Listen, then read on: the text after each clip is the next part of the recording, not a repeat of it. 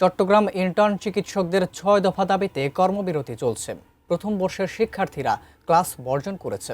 এ বিষয়ে বিস্তারিত জানাতে চট্টগ্রাম মেডিকেল কলেজ হাসপাতাল থেকে সরাসরি যুক্ত হচ্ছেন প্রতিনিধি মনিরুল ইসলাম পারভেজ। পারভেজ, সকাল থেকেই কেমন দেখছেন পরিস্থিতি? এছাড়া কোনো রকমের হতাহতের বা কোনো রকম আইন শৃঙ্খলা পরিস্থিতির ব্যাহত হয়েছে কিনা জানাবেন। আবিদ, প্রথমে জানিয়ে রাখি যে আন্দোলনটি হচ্ছে এটি গতকাল আমরা দেখেছি 11টার পরে মূলত শুরু হয়। তো এখন আমরা এসেছি এখানে। এখন প্রথম বর্ষর যে শিক্ষার্থীরা তারা বর্জন করেছে। আর চট্টগ্রাম মেডিকেলে যে সেবাটি, সেখানে কোনো রকম কোনো ব্যাঘাত হচ্ছে না, সেই সেবাটি চলছে রীতিমতো। তবে মূলত সারা দেশের মতো যে আন্দোলনের যে 6 দফা, সেই 6 দফাগুলোই রয়েছে। অর্থাৎ এফসিপি যারা, তারা এখন 30,000 পায়, সেটি 50,000।